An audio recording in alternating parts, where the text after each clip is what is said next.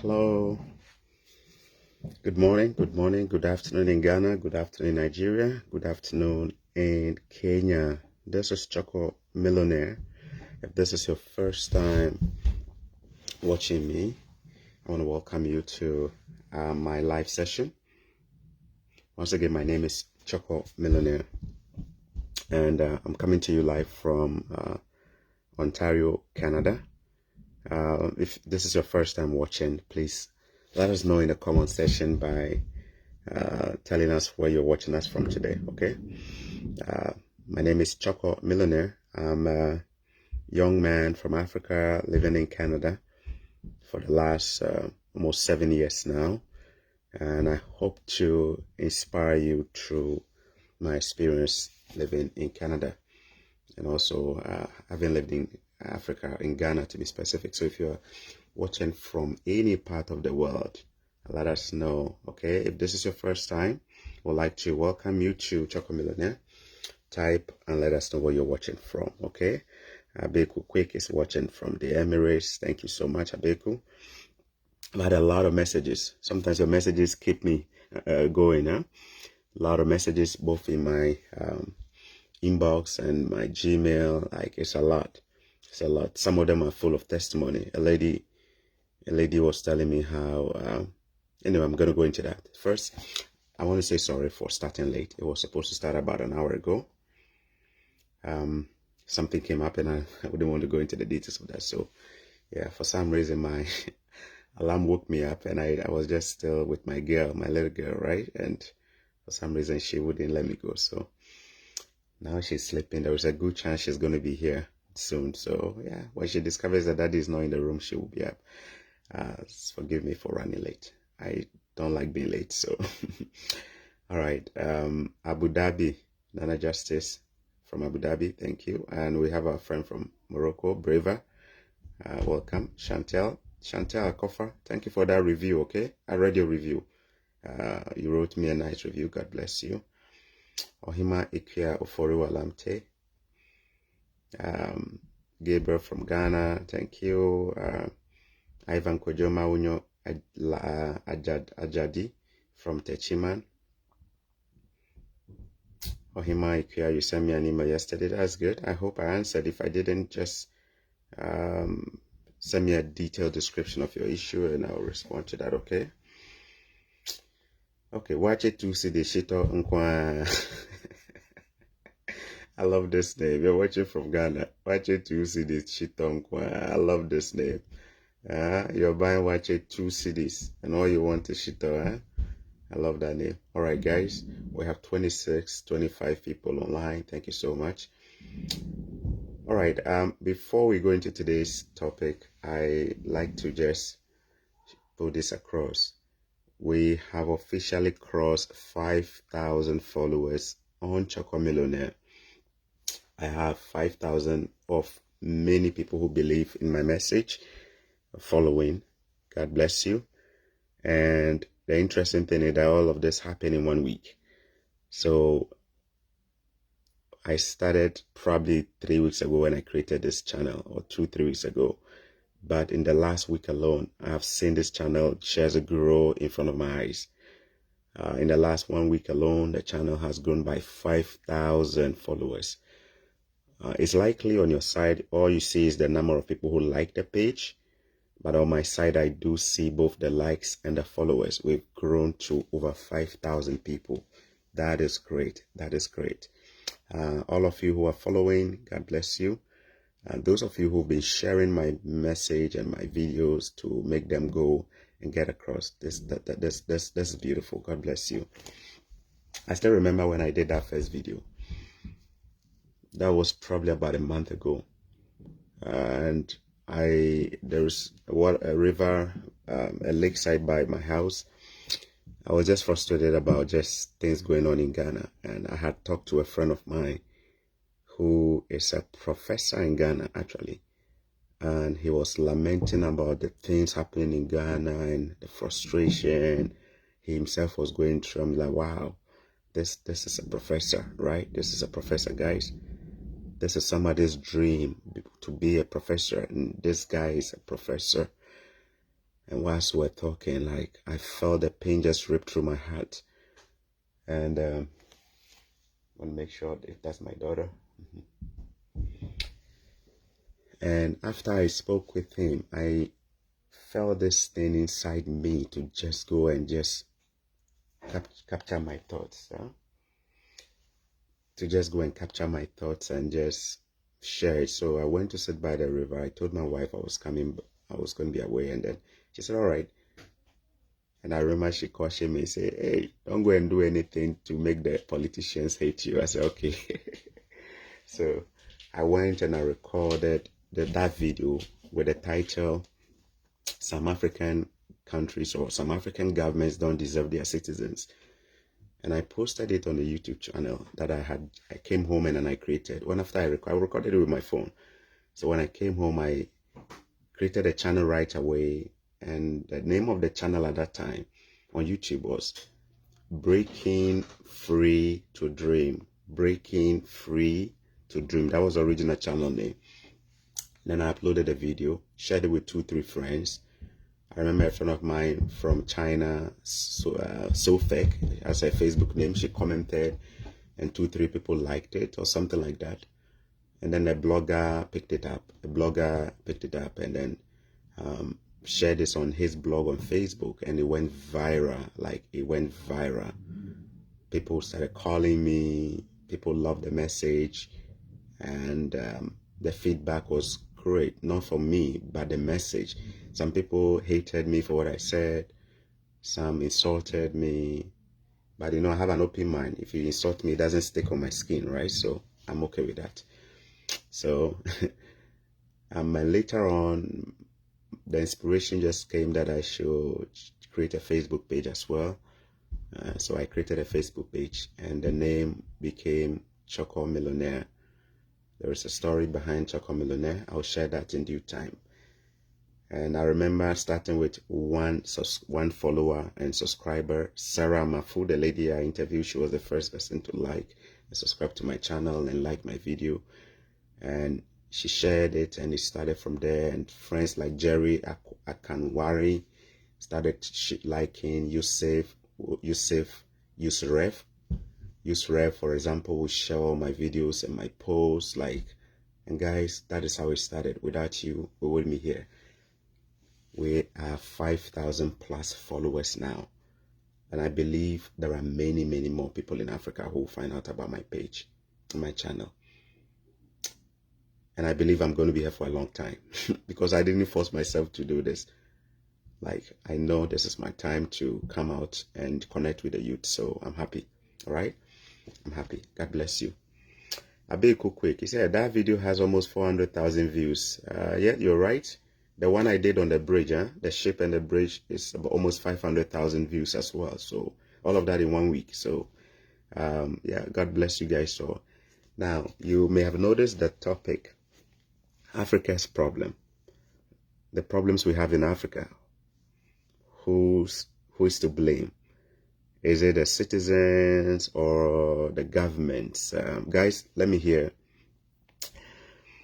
James and Kent, let me celebrate you. First time to join your live on Facebook, even though I have followed your page. Thank you. Thank you so much for actively participating today. God bless you.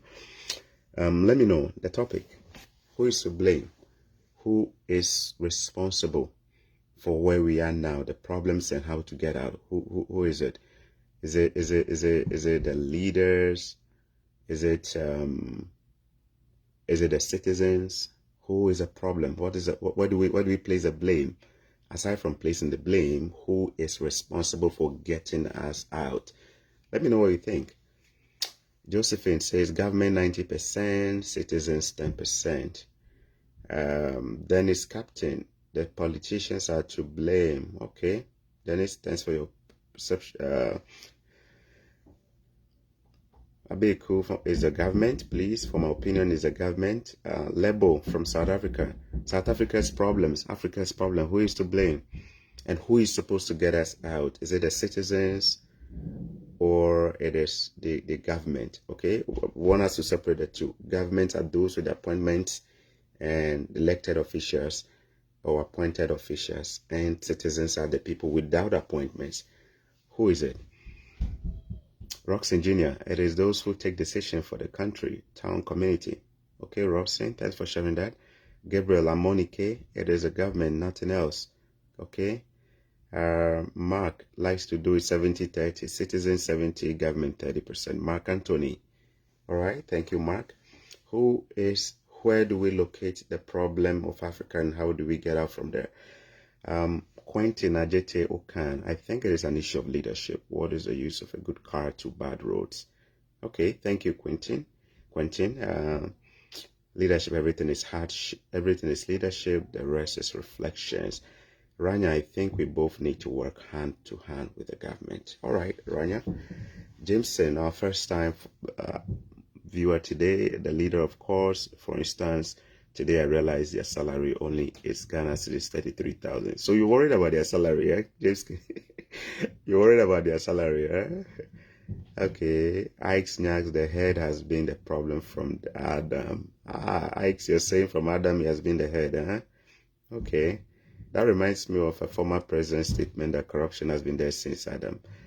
My very good friend and my very good sister, Mami Semi Obri Ako.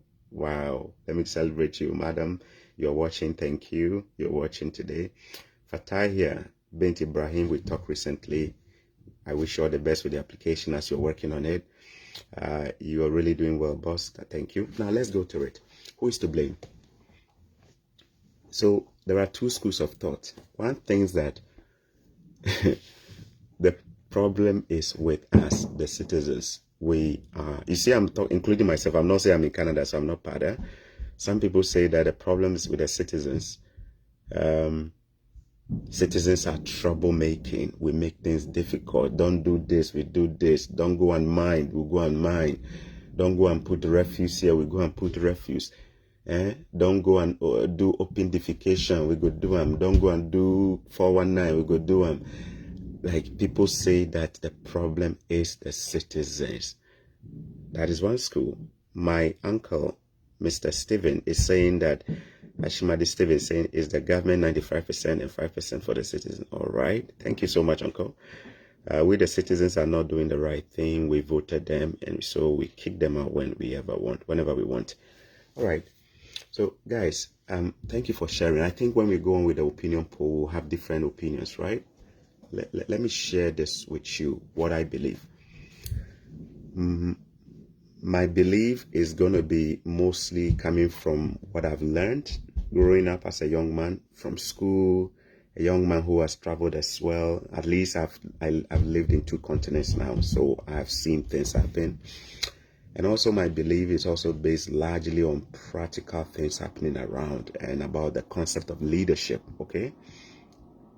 Now, for you to really understand this, you need to understand leadership so that you are able to put the blame at the right places, right? Because these things are all about leadership, right? So in leadership, it's about subjects and the leader and the subject. If you fully understand how leadership works, the different types of leadership we have, even the kind of system we find ourselves, we are a democracy, right?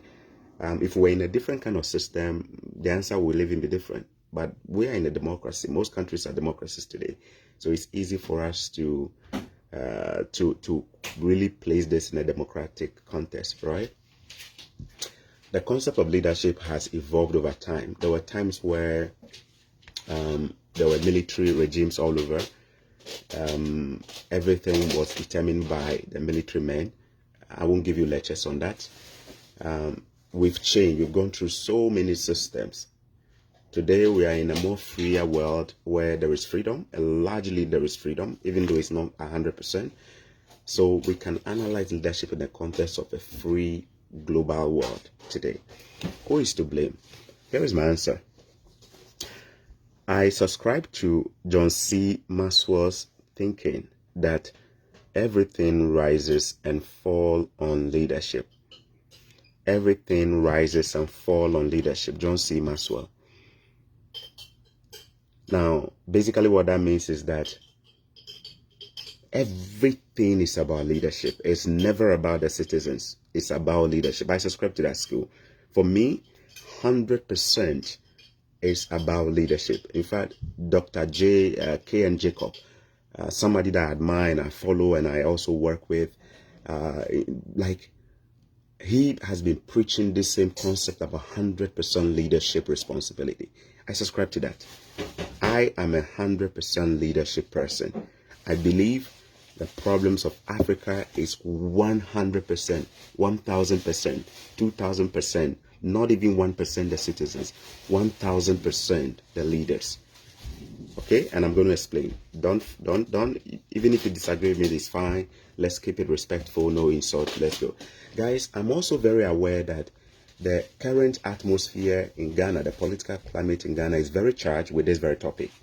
In fact, some people have been killed recently just over this very topic of fixing the country and who is to blame. I'm aware of it. So let's just be decorous with our comments. Let's just be tolerant of each other's opinion. And let's not be insulting as well. Let's make our arguments. Let's advance arguments and reason together. Okay? It's fair to have different opinions. It's fine. Guys, I don't even know where to start, but let me give you some example. Why do I think leadership is 100% to blame for our situation? Why? Why not the citizen? Why not the people? We are the ones hawking on the streets when they say we shouldn't hawk. We are the ones messing up, throwing the rubbish here and there. We are the ones doing open defecation. We are the ones forging the passports. We are the ones doing 419. We are the ones smoking and the police is chasing us. So why is the problem not the citizen? Why is it the leader? I'm going to let you know what I think about that. Here is my number one inspiration. I'm a Christian. I'm also very much aware you might not be Christian. In fact, you might be a Muslim watching today. You might even be a Buddhist. You might be even a non-believer at all. You might be an atheist. You don't believe in anything, or an agnostic. I respect that. But at least let's just have a conversation of intellectual discussion here, okay? There is a man who has servants or followers. He was charged wrongly. They brought some charges before him and he was accused wrongly. One day in a silent, quiet place, the government decided to rumble style, just go and pick him up. And his people were, his servants, they were angry. They were angry at the government. They said, why do you come and pick him up? One got so offended. One of his servants got so offended. He took a sharp knife and slashed the ears of one of the arresting officials or the officers. Now, in a typical African country, if we were to talk about this, the leader there will say that he is not the one who slashed the arresting officers' ears. In fact, he would have allowed the officers to pick up his servant because he committed a crime of slashing the ears. But I saw this man actually pull his servant aside and say, don't do this next time. If you do this, you're going to die by that. After rebuking him, he went to the officer whose ear was chopped off, picked the ears and put it back and fixed it. When I read this particular story, I saw a man or a leader who took responsibility for something that was done by his servant by bringing himself forward and fixing the ears of the officer who was coming to even arrest him, the leader. I don't know if you're getting this logic, guys. I am the leader. You've come to arrest me for a crime I didn't commit. Let's say I'm Bobby Wine from Uganda. I'm sitting somewhere and the government has come to arrest me because they are charging me wrongly. And then, as they come and charge me, one of my followers decide to slash the arresting officer's ears. I rebuke my officer, my servant, not to do that again. Else he will face the consequences in the future. But I then take the responsibility for what is done, and then I went forward and I fixed the ears of the officer whose ears has been slashed off. And I took responsibility and I handed myself in. Wow. This leader took the fort and the bullet for his servant. And this leader is no other than Jesus Christ. Wow. That is the account of Jesus and Peter when Jesus was in Gethsemane. My reason for sharing this is that I just want you to catch the leadership lesson there. He took the bullet for Peter. Peter slashed somebody's ears. Jesus took the bullet for him. He bit the bullet. Let me give you another instance as well. These two examples are all going to come from the Bible, and I'm also going to tie in with physical, like life examples, right? The second account is from the book of Samuel, 1 Samuel chapter 22. Let me try and read that for you. If guys, this is not a religious conversation, it's about leadership, but I'm trying to just make a point here. So those of you who have your Bible, just open to 1 Samuel chapter 22 and let's see what is there. I just want to read just two verses there to make a point, okay? 1 Samuel chapter 22, verses 1 to 2. 1 Samuel 22, verses 1 to 2. All right. Let me read this. So David departed from there and escaped to the cave of Adullam. And when his brothers and all his father's house heard about it, they went down there to him. David was hiding. He went into hiding. Everyone who was suffering. Verse 2, guys, I want you to pay attention to the verse 2 here. Everyone who was suffering hardship, and everyone who was in debt, and everyone who was discontented gathered to him, to David. They gathered to David, and he became captain over them. There were about 400 men with him. Guys, let me read this portion. David was a young shepherd boy. He didn't have no capacity to even lead the people. He himself, his life was in danger. He was hiding.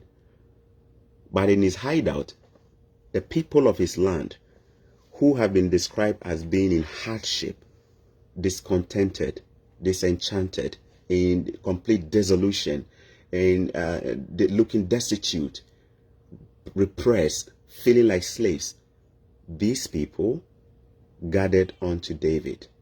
And what did they do? They went to him and said, we want you to lead us. All I'm saying here is this, guys. Leaders are born in adversities. Leaders are born in adversities. Leaders are born when there is trouble. Leaders are born when things are not good. Leaders are not born when everything is perfect. They are born in moments of hardship. Do you find this kind of hardships that I just described? Do you find them in Africa? Yes. We have a lot of hardship, huh? From eternity, from the beginning of the universe, we've had problems, right? That is when leaders are supposed to be born. Moments of hardship. You see, when we had all those struggles and Nkrumah and Co. came up, right? Those are the moments that leaders step forward. Leaders step forward to save their people who cannot save themselves. Guys, adversities birth leaders. In short, these conditions we have in Africa, that is the right time for leaders to actually emerge. Leaders don't force themselves to be leaders. They don't force themselves. Situations make them leaders. Situations give rise to leaders. The people support the leaders because they have certain qualities. They have certain qualities. All right. You see, I gave you two examples from a book that I believe in called the Bible. You also have your own books. Now let's go into real life examples and see whether this concept even apply here. In the 80s, in the late 70s to 80s, there was a country in Europe called the UK. It used to be so powerful. After the World War, First World War, they were so victorious. I mean, they were one of the powerful countries there. But after that, they declined. The UK declined. The United Kingdom's economy declined. In the late 70s, they were in serious decline. There was labor unrest. Somebody would say there was all kind of protests and strike. There was all kind of things going on. Inflation was so high. A leader stepped forward at the time when the UK was bleeding. Her name was Margaret Iron Lady Thatcher. She stepped forward. That was a woman. That was a woman. She stepped forward to become the first British Prime Minister. And she took the bull by the horn and she led the country out of it. She turned the UK around. Look, people did not like her when she was in power. But when she left after 11 years, the record of what she did was resonating across the whole of Europe. In fact, you cannot talk about the success of the Western world without mentioning Margaret Iron Lady Thatcher. She was born in moments of adversity. In our own Africa here, we saw what Rwanda went through. Rwanda is not perfect. They still have things they're struggling with. Rwanda doesn't even deserve to be called among countries today in Africa when it comes to development, because they've bled so much. They've bled so much. There is so much pain when we just mention the country of Rwanda. Ghana, we compose songs in Ghana during our elections, just warning people just because of what happened in Rwanda. How many people think today Rwanda will become a country that we can even talk about today? That's today. Some people will take visa or want to travel by ticket to go to Rwanda. But guys, there is a reason why Rwanda is in the news today. It's not about the citizens. It is about the leadership. You see, when you get your leadership right, everything is good. Dr. K. and Jacob says this: if my marriage fails, don't blame my wife, blame me. And I subscribe to that. Today, guys, if you hear that my marriage collapses, God forbid, don't blame my wife, blame me. I am the leader of the marriage. I must make this marriage work. I am responsible. I'm the head. Everything starts with the head. The head leads. The head sets example. The head grasps people. The head gets everybody around. You see, everything is about leadership. The moment we get the leadership part wrong, that is it. I know we have a cultural problem. Our culture makes it easy for us to just, think that, I don't know, but there is so much we've gotten wrong in Africa. Can you imagine today? There is even a debate in my country, Ghana, about who should fix the country. Can you imagine that? Like when I heard this, my head was just spinning. I'm like, really? Seriously? Guys, we are having a debate about who should fix the country. All right. I salute you, Honor. I salute Honor for having that debate. In fact, for even starting that. Let's ask the question. Who has the appointing of authority? Who has the power to arrest? Let's answer these questions, guys. Who has the power to arrest? Who has the power to make laws? Who has the power to implement these laws?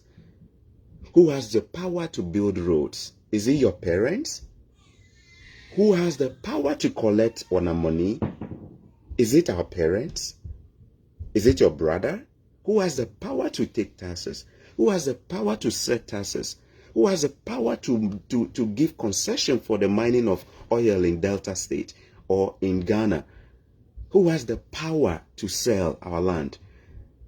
Who has the power? Is it the leader or the people? Like, who is it? I'm trying to, who has the power? I have no gun. I can't go and arrest people. I don't have it. Who has the power? No, let me know. Who has the power? Who has the power to do this? So look at this, guys. You campaign and you vote and you campaign with a manifesto and you say, I have this. I want to lead you out of this. I want to take you out of this. We are going to fix things. And then we come and we say, yay, leader, we believe in you. Leader, we believe in you. You come and then you tell us all the story. We say, yay, we believe in you. And then when you start, you say, it no be me, oh. Now you way supposed to do, no be me. Like seriously? Okay. Can I share with you what happens in some countries when the leaders say they cannot perform? Can I tell you what happens? The health secretary of the UK, those of you who live in the UK, you're familiar with this. The health secretary of the UK, they call them the secretaries. Huh? The health secretary of the UK, his name is Matt Hancock. Matt Hancock. If you live in the UK, confirm this to me. He's a health secretary. Somebody will say the Minister of Health. He recently resigned from his position. And you want to know why he resigned? He resigned because the protocols that were put in place for COVID, for everybody to observe, both the country, the citizens to observe, he himself breached it. In fact, he is alleged to have breached the COVID protocol just to go and flirt with his aide. He's alleged just by doing that, he incurred the anger of his people and his government for breaching that, and he resigned. Guys, he was not told to resign. He, out of integrity, said, I have failed you. I am putting down my tools and I'm walking away. I can't do this anymore. I've disappointed you. I have betrayed you. And he resigned. The health secretary of the UK resigned just by breaching COVID protocol to go and hang out with his aide, to flirt with the aide. That story is alleged. Let me know if you confirm this and you live in the UK. Look, somebody is resigning because he was not holding on to the principles that took him into power. He resigned out of his own volition. Do you know Theresa May, the former UK Prime Minister, the female Prime Minister? She was the Prime Minister of the UK. She campaigned and promised she was going to deliver Brexit. She campaigned and said, I'm going to deliver Brexit. Vote for me. It was her campaign slogan. She said she would do it. But when she came, she realized it was harder than she anticipated. She couldn't do it. She had all kind of stuff happening. Do you know? She resigned from her post as the Prime Minister, the top person in the land, politically, just because she could not deliver her promise of what? Brexit. She resigned. I live in Canada. I live in the province of Ontario. The finance minister of Ontario, yeah, guys, the finance minister of Ontario, whose name is Rod Phillips, R-O-D, Rod Phillips. He went on a vacation to the Caribbean island during this COVID. He went on vacation. It was supposed to be a private vacation. Nobody knew about it. He went on vacation. And whilst he was there, it leaked. Somehow it leaked that this man is on vacation. Whilst the whole country of Canada and Ontario was under lockdown, meaning nobody was supposed to travel. He went on vacation to go and enjoy.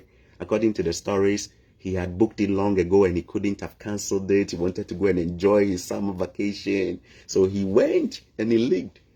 When he came into the news, his boss, the appointing officer, the Premier of Ontario, said, we are going to have a conversation. Before the man came, he came and said, this is my resignation letter. I'm resigning. Wow. He didn't even wait to be fired though. He himself resigned. That is Ontario. There are so many examples. Guys, in sports, have you heard of coaches who did not perform, staying on the job, and the entire team of players he is coaching fired before? Let me know, which team has done that? Which team has blamed the players and fired the players and said, coach, stay? Can you mention a team? Guys, can you mention any team? Let me know. I'm yet to find one. Which team puts the blame on the football players or the NBA stars and say that you guys are the problem? Let's sack all of you and keep the coach. Which team has done that? Which team has done that? Which team has done that in sports? Have you guys found any team doing that? Have you noticed that in sports, when things don't go right, the first thing that gets changed is leadership? The coach goes.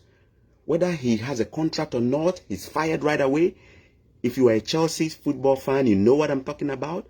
They had to fire a coach and bring in a new coach. The moment they brought in that new coach, with the same players who were not performing, with the same players who were not doing good, with the same players that you say were not performing and scoring and were not pouring their heart out, with these same players, a new coach came took them in how many weeks? In few weeks, and took them on a on a winning streak, and they kept winning, and they kept winning, and they kept winning, and they kept winning until they coveted the ultimate trophy, the Champions League. The same players, guys. The same 26-man or 23-man Chelsea team. They didn't buy nobody. Look at the irony. With one coach, they were not performing. And every day the headline was this: the coach was down. The moment they change the coach and they bring in somebody else, the team starts performing. Who is to blame? Is it the citizens? Is it the players? Or it is the leader? Guys, who is to blame? Is it the citizens or the leader? Look at it. The players are not perfect. They are imperfect. That is why they were not even performing. But you see, they have potentials. These players have potentials. The people of Rwanda have potentials. The people who were in the land of David at that time, they had potentials. Just that they did not have the right leader to bring the best out of them. The moment the leader is changed, the magic in the people come out. Wow. Cristiano Ronaldo has always had the Ballon d'Or potential, but he needed a coach and a leader like Ferguson to discover him. Cristiano Ronaldo has always had the potential forever. He only needed a good coach. Look, today, give Cristiano Ronaldo no coach and see how he's going to struggle. Take all the people that help him around and see how he's going to struggle. But that man is not going to be the one to blame. The leader has to bring the best out of him. Can I tell you something about leaders? Leaders are different species altogether. They have blood. They have blood. They have veins. They breathe oxygen. They sleep. They go to the loo. They are humans, but they are different kinds of humans. They are leaders who are called to a different standard. Their standard is here. Our standard is here. Leaders are on a different scale of rating. Leaders are on a different scale of principle. They're on a different scale of moral code. The expectation for leadership is different. In fact, this is who a leader is. When he is in the crowd where everybody is sitting, the leader will stand. When that leader is in the crowd where everybody is standing, he will be outstanding. When that leader is in the crowd, when everybody is outstanding, he becomes a standard. A leader is never part of the average people. A leader is on a different standard. You see, when you're on a different standard, your grading score is different. We grade you differently. That is why when we grade our leaders, we grade them differently. That is why when you and I do the same things that are wrong, our leaders cannot do it. Not because they are not humans, but because they are called to a different standard. The standard is so high. You come to power, campaigning, having gone through all the education. You've learned about leadership. In fact, you've said that you've even studied other countries that have done it successfully. And the people who are not educated, they are in the villages. They can barely afford meal. They can't even feed themselves. They can't even clean their own gutters. They are not perfect. They have potential, but they can't do things themselves. They cannot manage themselves. They say, we want to come together and trust you, that you will be educated. You will manage this thing well. We ourselves, we are so undeserving. In fact, we are not fit. If you give us these 2 Ghana cedis or 2 naira and you tell us to share it among ourselves, leader, we will fight among ourselves and we'll kill ourselves. We don't trust ourselves. We want to give the money to you. Come and share it for us. The citizens cannot even trust themselves. If you give them the thing to share, they will even kill themselves. That is why they are bringing you the arbiter, the middle ground man, the wise man, the philosopher of today, the big grammar man, to come and serve. Wow. You are supposed to serve them. Do you know what it means to serve them? It means to identify their needs even when they don't know it. To find the problems of the citizen even if they themselves don't even know their problems. I am the leader of my house. I should be able to find my daughter's problem even when she doesn't know it. I should be able to find the problems of my wife even if she doesn't know it. I'm supposed to fix them up. Guys, I remember when I bought my first house in Canada, and which is where I live now. This basement that you are seeing here, guys, this place you are seeing, it was all desert. Somebody was saying that concrete, nothing was here. And then I had a dream and a vision. Leaders must have the vision. They must think. And in fact, when their people are sleeping, they are not sleeping. They are on the mountain top. When their people are sleeping and snoring, they can't. The man Jesus, when his people were sleeping, he wasn't sleeping. He was on the mountain top. Leaders don't sleep like ordinary men. They don't walk like ordinary men. They don't talk like ordinary men. When they talk, it's full of wisdom and hope. When they talk, they must inspire you. In fact, when they talk, you must feel that your spirit is alive. If your leader talks and you are put to shame, you got a wrong leader. If your leader talks and your spirit is unhappy and bitter, you got a wrong leader. If your leader talks and you wish you were never a part of that country, you got the wrong leader. Guys, leaders are called to a different standard. I went to my wife and I said, woman, I have got this vision. I want to sell it to you. I think we can do something to this basement that has nothing and loose concrete. I think we can convert it into an apartment. In fact, we can add a kitchen here. I see it in my eyes. I think we can do this. We can put a bathroom here. We can put 2 bedrooms. We can do this. We can turn this. We can do this. We can make this a livable place instead of a place where we just come and do our laundry. She said, are you sure? I said, yes, I'm sure. I believe it. She said, okay, let's go for it. That is what a leader does. A leader is a visionary person. Was Nigeria is sleeping, was you are eating eba, ofe egusi, ogbono soup, was you are in line in Mama Put, your leader has to be dreaming for the next 40 years for you.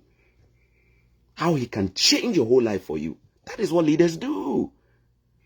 Leaders don't go on vacation with their girlfriends on your tax. Leaders don't sleep thinking of how to steal. Leaders are people called to come and serve. Do you know what it means to serve? It means you are the last to eat. It means you are the last to go to bed. It means if you are the leader, you are the last. You put your kids to bed before you go to bed. It means you make sure everybody is good before you are good. It means that if everybody has no water, you don't get water as a leader. It means when people don't have salary, you don't get salary. You are getting the salary and they don't have it. Hey, you are driving the cars and they don't have it. You are doing first class private jet and they don't have it. And you call yourself what? I am serving you. No, you are not serving us. You are skinning us live. You are not serving us. You are skinning us alive. You are killing us alive. No. Leadership is different. Guys, let me share with you a practical example of leadership. I recently started following NBA about a year or so ago, thanks to Yusuf Rev. You got me into NBA. Look, I'm a die-hard Arsenal fan. I'm a die-hard Arsenal fan. Arsenal was disappointing me. It got to a time I used to get BP. My BP used to go up like this by just watching Arsenal. I became wise and I decided not to follow them. I'm still an Arsenal fan though, but it got to a point. I saw this man watch basketball and I fell in love with it, Yusuf. So I asked him, what is this about? That people just stand and throw and he's going in and he's, yay. And he started telling me about it and I fell in love with basketball. So I started watching Golden State Warriors and then Kevin Durant, those days, and Steph Curry. And then as time went on, I fell in love with Toronto Raptors, obviously, because I live in Ontario. So I started following Toronto Raptors. Guys, there are some few teams I want to mention now. There is a team called Atlanta Hawks. These guys were doing so bad with their previous coach. They replaced their coach with an interim coach before the postseason ended. And these guys just went on winning streak, and they made it to the finals of the Eastern Conference just recently. The problem was not the players. The problem was not the players. The problem is always leadership. 100%. If your gutter no day, na leader. If your toilet no day, na leader. Even your house, if your house no get toilet, na your leader. I will tell you why. Even if your house no get water, na your leader. You no get electricity, na your government will be the problem. Even if you day, where your child no fee get place sit for school, na your government. Even if you finish school, where you no fee get job, na your government. Wait, why am I telling you? I'm telling you that your government is the problem because they are the smartest of guys we can ever get in the country who are supposed to create the environment, an environment with a soil that has fertilizers that allow all kinds of Cristiano Ronaldos to thrive. Soil that can allow the common person from the village, a struggler like myself. Look at me, guys. If you look at me 10, 15 years ago, you will see no potential. You know why I succeeded? I succeeded today where I am, not because the government gave me free money, but because they are so smart in putting the right conditions in place to make the ordinary man like me to succeed, guys. The government of Canada didn't give me free money. They only say, young man, we are putting in place the systems that can support you. And they have the system here. Leaders create. Go and look at two twin brothers called South Korea and North Korea. They live at the same place. They are so different. Twins. You know why? Leadership. Go and look at Japan. That country that went through all kind of stress. Go and look at them. Leadership. Go and look at countries that came from. Go and look at Singapore. Madam is up, huh? Mm-hmm. My mistress just woke up, huh? Mm-hmm. Guys, go and look at the country called Singapore. Let me tell you the history of Singapore. Lee Kuan Yew, their former leader, huh? He was an international student who went to school in the UK. And whilst he was schooling there, he was dreaming about his country and how he can come back and help. He learned everything he could in the UK.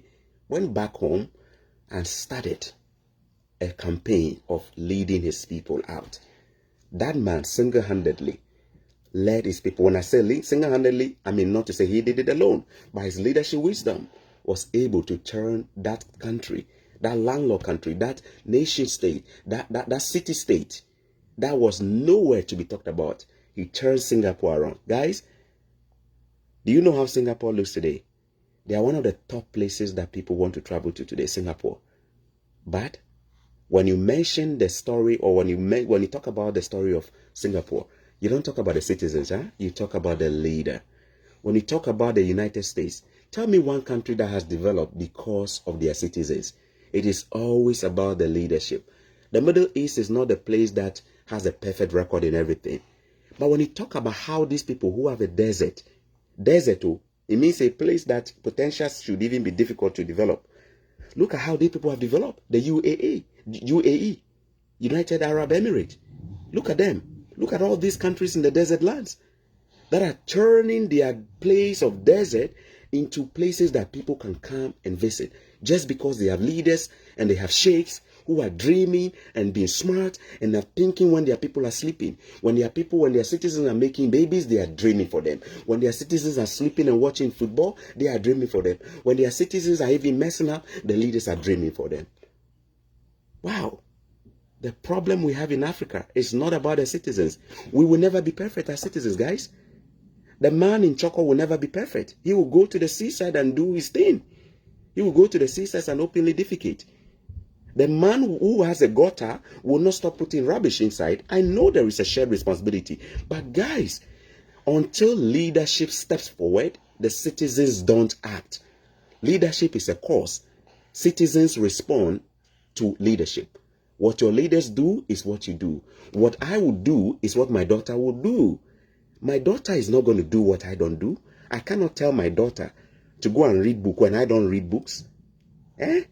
Do you know we have parents who tell us to go and read books? Are they themselves, they never read? What kind of leaders are they? Do you know that? Eh? If I don't read books, how do I expect this young lady to go and read books? If I don't read books, how do I expect people to read books? If I don't read books, how do I expect my kids to read books? If I don't lead by example, how do I expect them to be better? She's going to watch me and do what I do. Citizens only react. The citizens are reactionary. They react to what the leaders do. If you lead by example, the citizens, until the people of Rwanda started seeing their leader do the right thing, they were not going to give them the support. They only give the support to the leader today because the man is acting and acting. You see, what our leaders do is what we do. What your children will do is what you, the parents, do. If you want your children to do better, be the standard, and they will emulate you.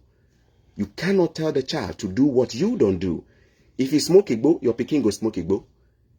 Yes. If you're a womanizer, your pikin go dey womanize. If you're a drunkard, your pikin go dey drunk.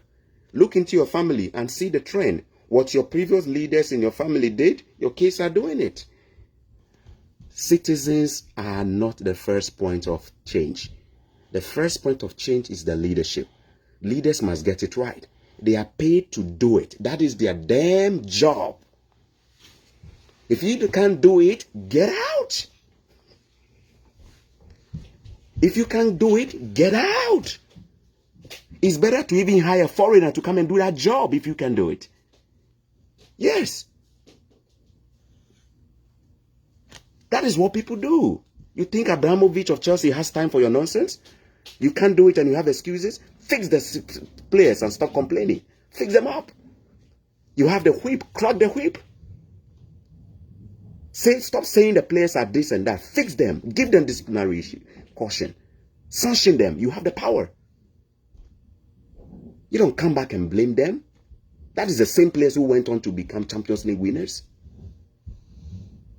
Yes. Until we get our leadership act right, nothing will change. Guys, never feel guilty for the situation of Ghana. You can't change it. You, as a human being who is a citizen, you can't change the country. Until the leadership act is right, we will pretend to be going around in circles and circles, squares, 90. We won't do anything. Leadership. Leadership is everything. Yeah. You see, I'm leading. I'm the leader of my family, guys. I'm the boss, man. My wife is not my slave. She's my partner, but she knows I'm the boss of the house. She listens to me. I respect her. We have conversations. But at the end of the day, the ultimate decision is mine. Even if the person was not elected but was appointed, you, the leader, you are responsible. It's called delegation. Now you wait delegate time. If he do something wrong, now you were supposed to take the blame. If your pikin come out, go mess up. If your child goes out and goes to mess up, when they come and they tell you your son has done this bad, you as a wise parent, you come out and say, I take the blame. That is my offspring. I should have trained him better. That is what leaders do. You take the blame, even if you didn't do it. You are the leader. Leaders take responsibility. Adam failed the first test of leadership the very moment he sang the song, It Wasn't Me. Adam, where are you? It wasn't me, God. Who was it? It was the woman you gave me. But Adam, now you're supposed to lead them. Oh.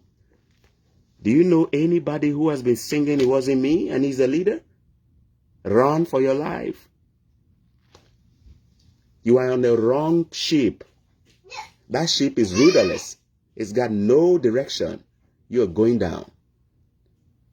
Leadership is everything. Leadership is the cause of Africa's problem. It is not about the people in South Africa. They will never be perfect. The people of David were never perfect. The people of the US, when they were struggling several centuries ago, were never perfect. The leaders did not wait for the people to be perfect. They started leading. You don't lead. You have leaders who are breaching the protocol. They drive on the shoulders of roads. You have leaders who are skipping red light. You have leaders who are using siren to go through town when they are not supposed to. They are beating traffic. You have leaders who are messing around with your tax. You have leaders who are drawing salaries to themselves and all their concubines, and you have nothing. You have leaders who come back and tell you, we created a whole ministry of procurement to vet. My daughter is speaking tongues, huh? You have leaders who say we created a whole ministry of procurement to vet all government contracts, to make sure that the right contracts. And later on, they come back and tell you we had a judgment debt because we were so unwise to make this mistake. And now we have to pay. Like seriously? I am a foreigner in this country, guys. In this country where I live, when something goes wrong, the first person to go is not the citizen. The leader waka, they go out of office before in boss go arrive. Guys, we got it wrong, man. And they will continue to take us for granted. They need your votes. They will continue to take you for granted until you start holding them accountable. You see, all I have now is my education, guys. Just my small education where I get. But I'm too powerful in the mind for a leader to take me for granted. I'm too powerful. In fact, me talking to you now, 33 people online, they are so scared of me. Just because of this. There was a wise man who once lived with dreadlocks. He said, the first level of emancipation is your mind. Work on your mind, man. Nobody will take you for granted. Work on your mind. Nobody will take you for granted. They will continue to take you for granted if you don't work on your mind. Mental slavery is the first thing. Emancipate yourself from mental slavery. Bob Marley. Emancipate yourself from mental slavery. It simply means intellectually get that part right. Your leaders will be so scared of you. The African leader lost an ignorant population. Yeah, that population where you go lie, go give you bar of soap, bag of gari, make you the vote give them. I know they call for any kind of unrest, though. And they call for thinking, dialogue, make on a dialogue. All the power to bring change today, they your hand. If they mess up, now you get the power. You see, huh?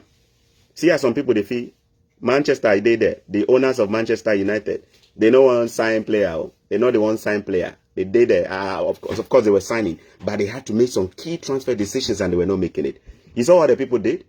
All them do, then waka go pitch. The owners come out, start the bag. You say, hey. Say, hey. Now they go sign player. Today's conversation has been about leadership. I can go on and on and on without stopping, guys. Let me give you this example. The people called the citizens of a country are not going to see the big picture. They will always not see it. In fact, they will see it only when it materializes. But those people who are different species of humans with blood and veins who go to the washroom too, they must see the big picture and take hard decisions to make things happen, even if it comes with a small cost of we are not going to see the benefit today. We are going to make sure that we do get things done. They must go through that pain to get things done right. When I was in University of Ghana, guys, hear this story. I had just started working at Radio Universe, the university's radio station, as a journalist, a student journalist. I was a student journalist there. I was working at Radio Universe as a student journalist. And we had a new vice chancellor. His name, I want to mention this man's name today. His name is Professor Isaac Ayite. Professor Ayite. I was in my third year at the time when he was appointed and made a vice chancellor. We interviewed him. In fact, that interview was by one of my colleagues. I remember that interview. His first interview on Radio Universe was, I was a producer, I believe. I was a producer of that program. The host by that time was Raymond Aqua, who is now with Joy FM, Joy FM. Raymond Aqua was the host. And we interviewed the man. Raymond was the host. Raymond interviewed the man. And Raymond asked him, what is your vision for this university? You only got this number of years. What is your vision? He said he wanted to make the University of Ghana the #1 research place in the whole of Africa. Wow. That day I was in the studio. Huh? I listened to the man and I'm like, wow, this man got some real courage there. Because it looked impossible. University of Ghana has on its vision statement or mission statement that it wants to be the #1 place of research in Africa. But the truth is we're not really there. We're behind in terms of the ranking. Huh? We're really behind. This man said that was his vision. Now look at me. I was a student. I didn't see it. I didn't believe it. To be honest, at that time, I didn't believe it. But my leader, my new vice chancellor, said that was what he's going to do. He said he was going to do a lot of other things. Guys, when he came, he met a lot of opposition. His first move that he made on campus was resisted. There was resistance, guys. We resisted. First thing, if you were in Legon, you remember this. He said he was going to convert Commonwealth Hall into a mixed hall. Do you guys remember that?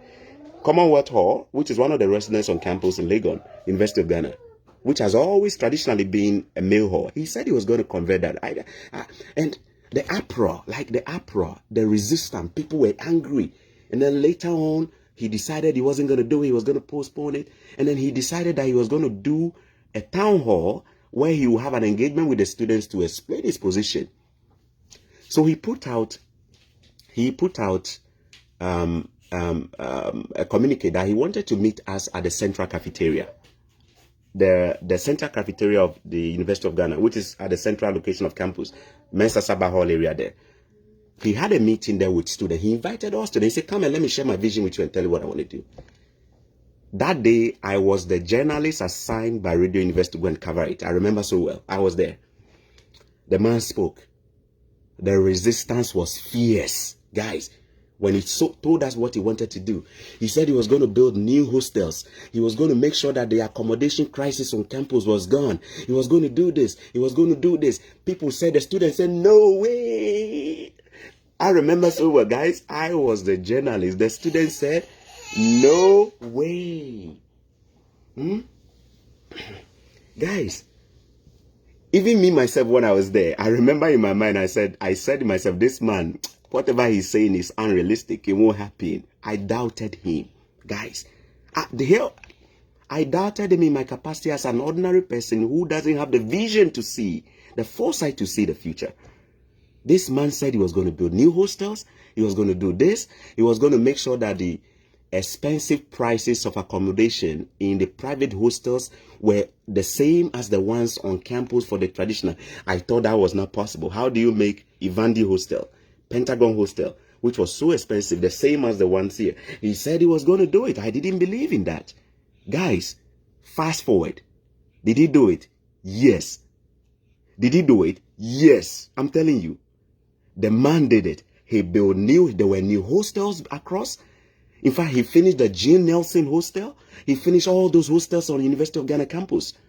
He made sure all of them came to life. He made sure the accommodation situation on campus was better. We used to have no accommodation on Legon campus, bro. You only got accommodation when you were in your final year. You didn't know this story today if you are in Legon. We didn't.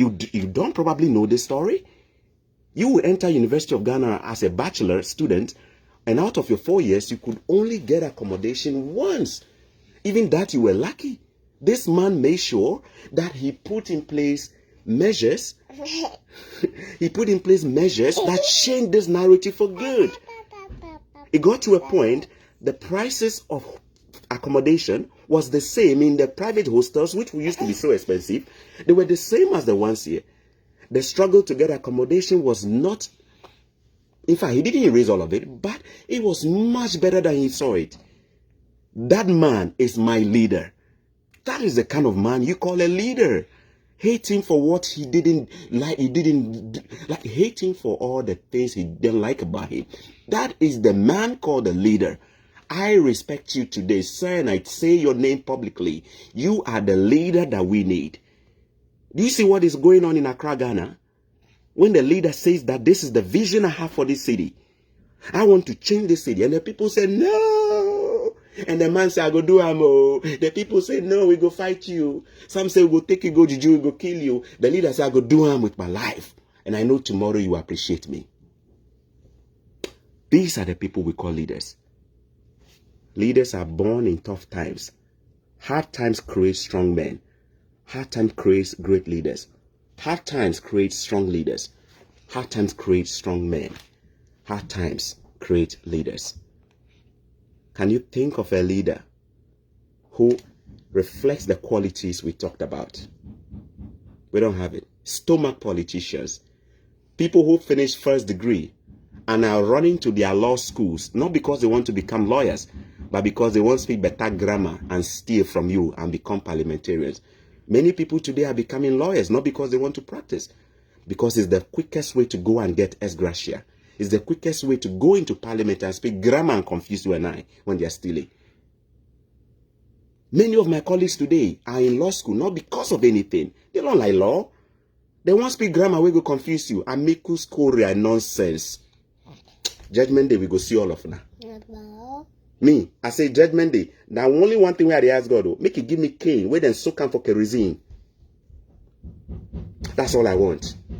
Even those where they won't go hell, where they are, who are hell bound, I want to meet them at the gate. What kind of wickedness is this? When the wicked rule, the citizens suffer. When the wicked rule, corruption thrives. Any country that is corrupt, don't look far. The boss is corrupt. I don't care whether he did it, he is responsible for it. I don't care whether he was the one who took the bribe, he is responsible for it. Any continent where corruption thrives, the leader is corrupt. It starts with leadership. Everything rises and falls on leadership. John C. Maxwell, Dr. K. and Jacob, the back starts with the leader, and you must take 100% responsibility. You must take 100% responsibility. It's not 95% here and there. It's neither here nor there. It's always there. It's always there, guys. Let me read some of your comments. I'm done now. This has been my leadership rant. I love to dedicate Fridays for leadership conversations, huh? And I hope that this inspires you. Guys, you have so much power to hold them accountable. Don't let them take you for a ride.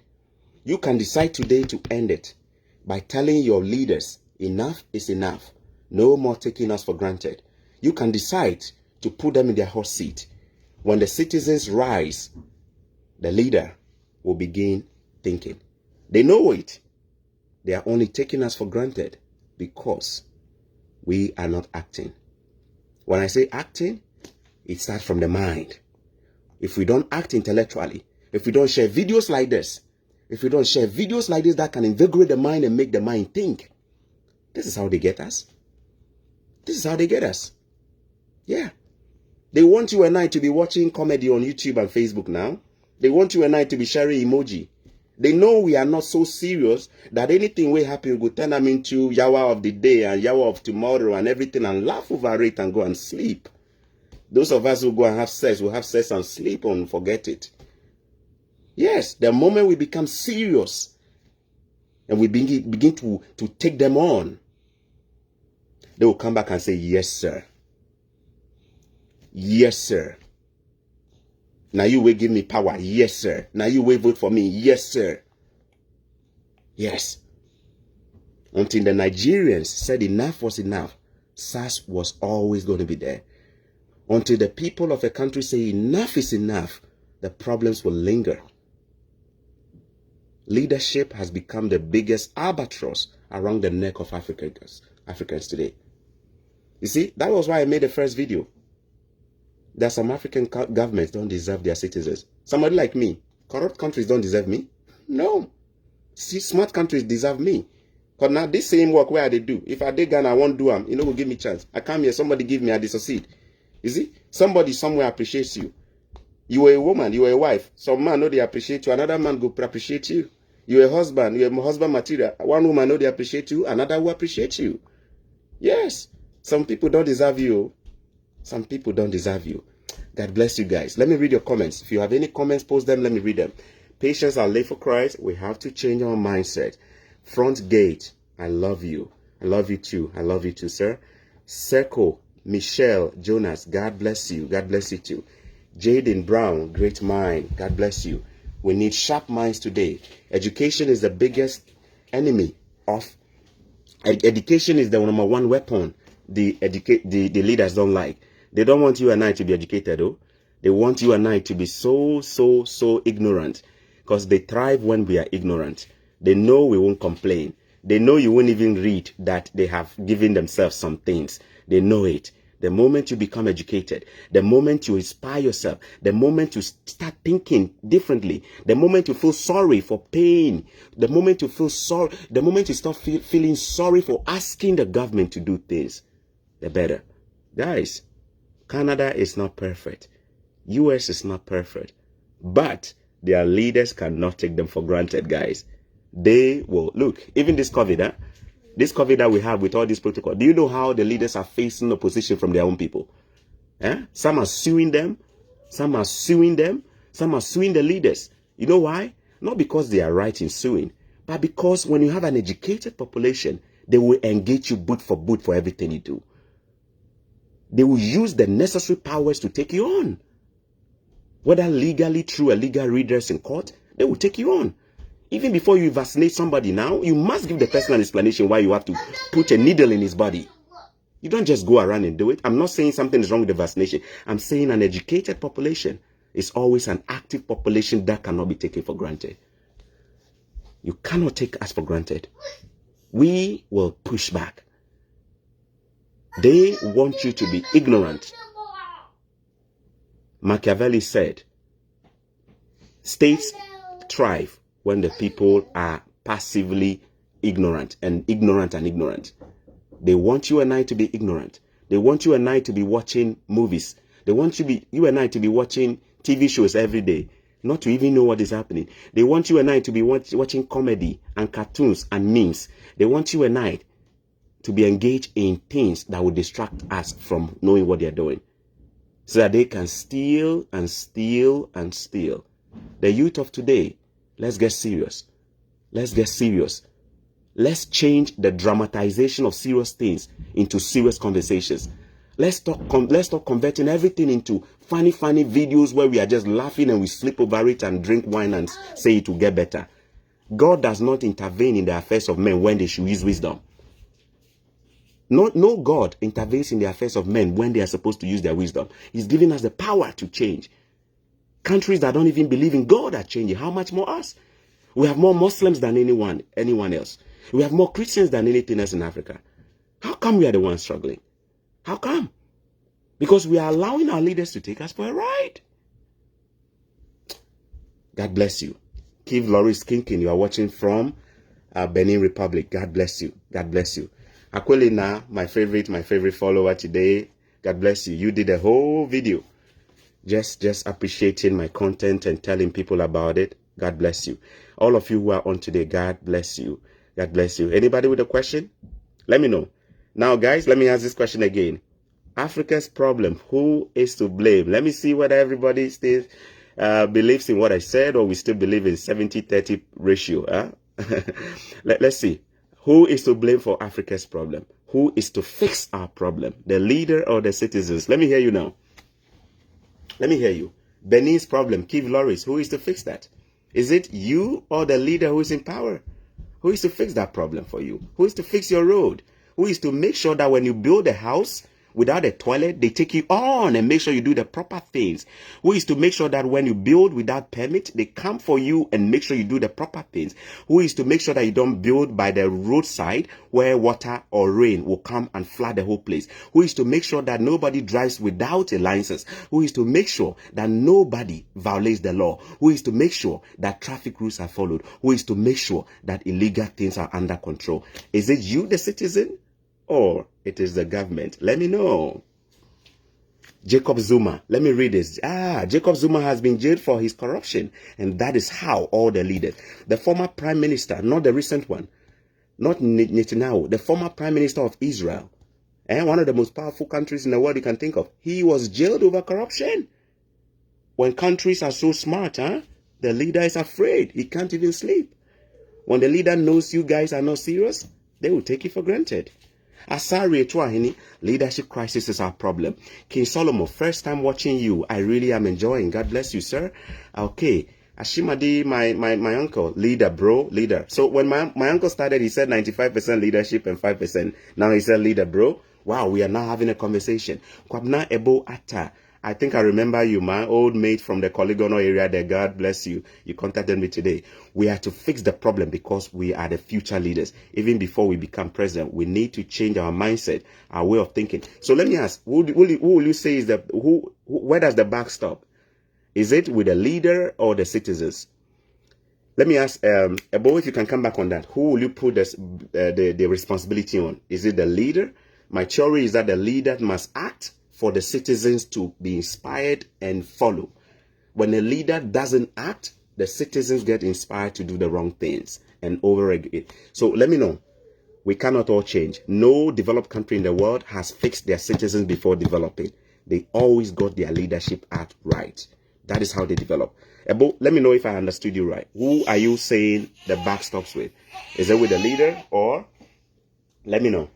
Okay, Jade and Brown, leadership is everything. Followers are just effect. Thank you. I like how you put it. Leaders are proactive. Followers will be the same. Will follow the same. Thank you. Thank you. Joel Adama, leadership. Thank you. Thank you. Rania, follow the page. There are more videos on your question. Thank you. Thank you so much. Leadership is key. Thank you so much. Everything rises and falls on leadership. John C. Maxwell says so. And I believe that. Leaders are the key. Leaders are the key to the development of a country. Until we get the leadership right, the people of Ghana will never be right. In fact, make 10 people, make 1 million people smarter in Ghana by making them fix their attitude. There will be another 23 million who will not fix their attitude. You know who fixes the attitude of the people? Leadership. You sit in a car, you drink water, you throw them away by being disciplined. The leader must have measures in place to put you right. Do you know what they do? They find you, guys. Let me tell you this, guys.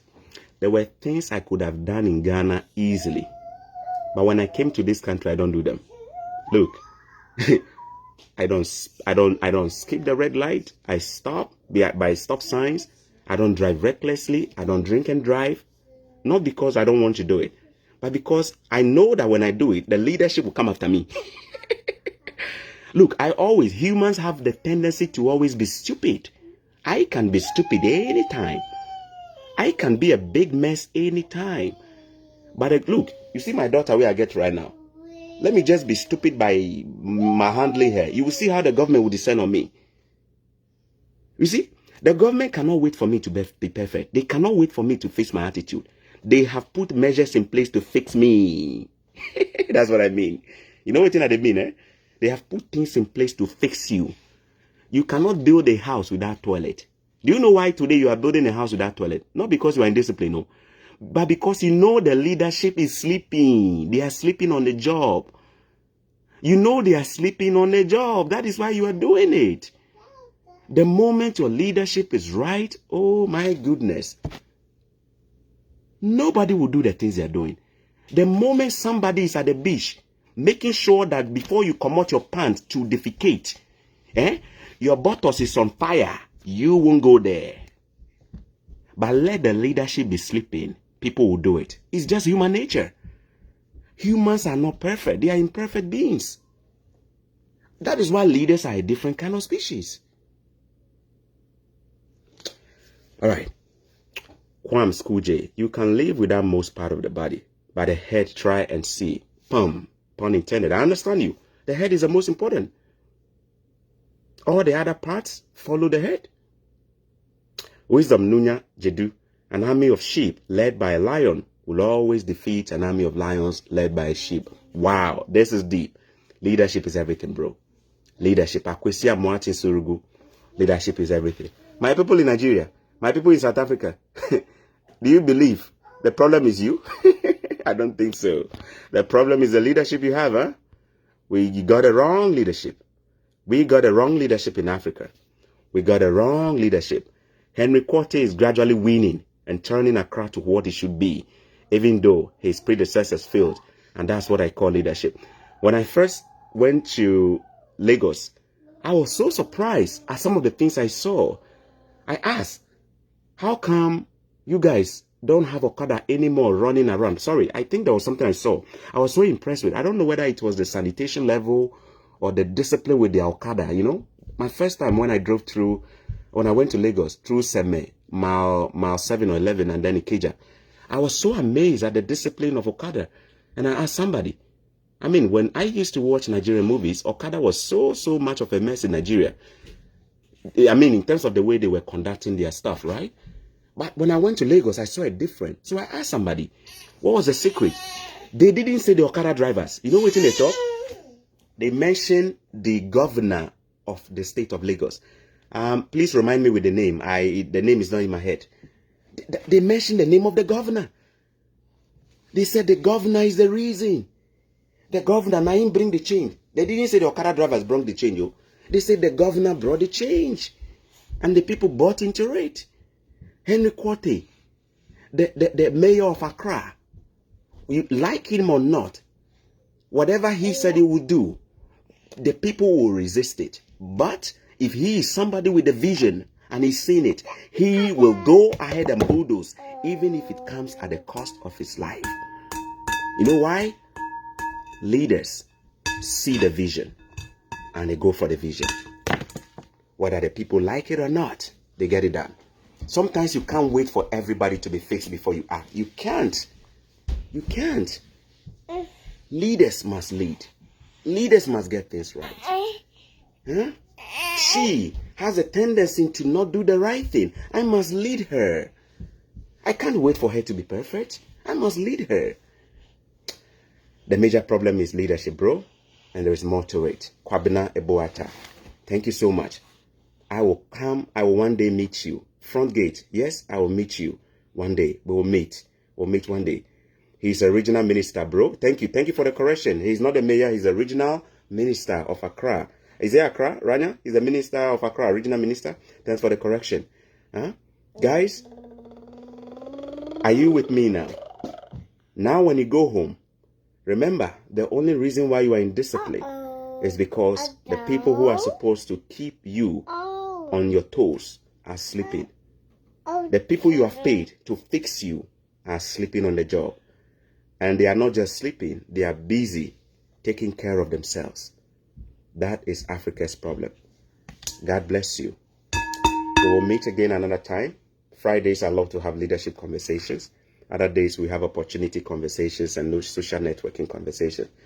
I will come again, have all your questions ready, and we will meet. Cash Tosu, praying hard to meet you. Yeah, guys, I'm planning to come on vacation one of these days to Ghana. I'm going to visit, and when I come, if there is anybody who is an event organizer, if you can make this happen, probably we can have an event where we can come and sit down and then reason together as youth, okay? I'm down for it. Let me know if you can make this happen if you're an event organizer. I would love to speak with the youth. I would love to engage the youth. I would love to hear what you think. And I would love to see how we can all position ourselves for global opportunities beyond even Ghana, all right? Let's make this happen. I'm on vacation for the next 6 months, guys. I'm on paternity leave, so it can always happen. I just had a baby, but I can always plan to come to Ghana. I miss my family, so I would love to be in Ghana. Let's see if this can happen, okay? I would love to. I would love to. God bless you. You can see that my girl has decorated her face with all the strawberry. Let me go and take care of her, and then, yeah. God bless you. This has been a leadership conversation. Share this video, guys. We have so many people online. Imagine if my 5,000 plus followers share this video. It changes the conversation all of a sudden. We need to share. Share this video. Hello. Share this video. Share this video. At a time when we are talking about who should fix the country. There is a song I posted on my page by Efri Yewuta, a musician from Ghana who now lives in the US. And it has to do with this very topic. If you want to relax yourself, go back and watch that video and promote the young man for creatively putting all of what I've discussed in the music. Go ahead and then just watch his video as well. Good news is that man is from the Choco area. Do you know he's from Choco area too? That musician.